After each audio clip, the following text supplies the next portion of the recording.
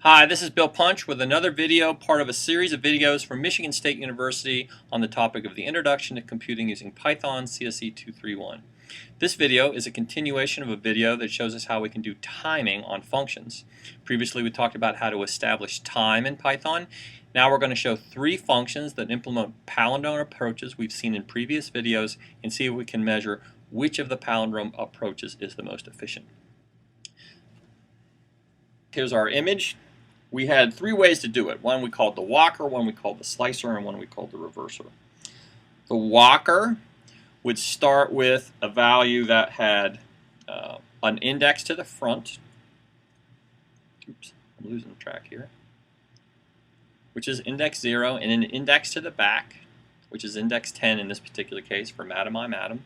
And it's going to compare the character at index 0 to the character at index 10, and if they're the same, the front guy is going to move up one, back guy is going to move down one, and then make the same compare. If they're the same, walk up, walk down, and keep going until we pass the middle. If we get all the way past the middle and all the characters are the same, it's a palindrome. Slightly different approach. The slicer said, look, I'm going to compare the value at, slide up here a little bit. I'm going to compare at index 0 with index -1. And I'm going to compare those letters, which are again M and M. And if they're the same, what I'm going to do is I'm going to slice the string so that I lop away the character at the end and the character at the beginning, and then I again look at, now this is 0, now this is -1, and look at those two characters.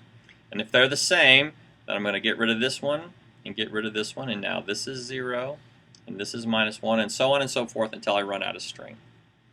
The last one is the easiest one. It's the reverser. The way the reverser works is that we take the string and we ask, if we reverse this string, does it equal its reversed image? Those are our three functions. Let's take a quick look at them. Here's the walker function. This is pretty much the same as it was before. We lowercase the string. We don't really need to do that in this case, but we did. Remember the front, the back, and the middle. Here's the walking stuff.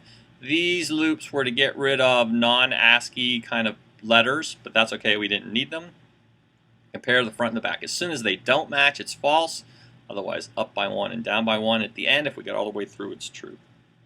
Here's the slicer.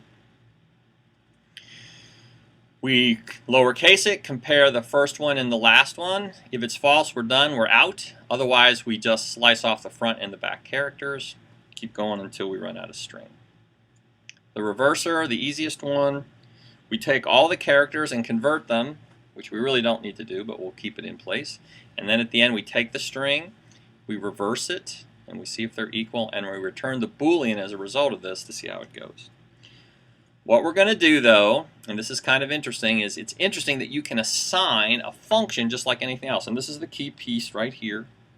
So we're going to say, hey, pal function is going to be a variable, and we're going to assign it first to pal1 walker. Now, we don't invoke pal1 walker. That would require parentheses behind it. We're just going to say, okay, pal function is going to be equal to pal1 walker. And then subsequently down below, we're going to say, when we call this thing, we're going to say whatever pal function is bound to, that's the function we're going to call. And we'll get some timing information. Remember, we have a really long string. And then let's take the walker function and let's run it for our 52,000 guy and see how long it takes. 0.0252, 0.0233, 0.0213, 0.0213.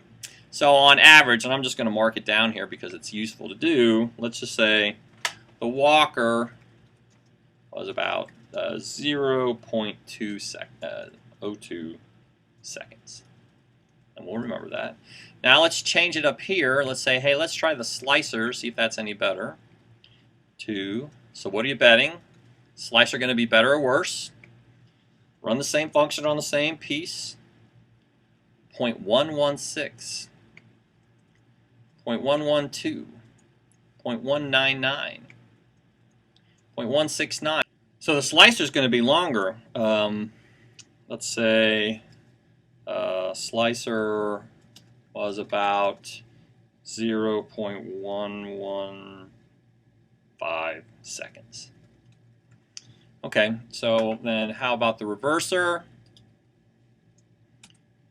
0.0033. 0.0030, 0.0027. It's quite the reverser is quite a bit faster.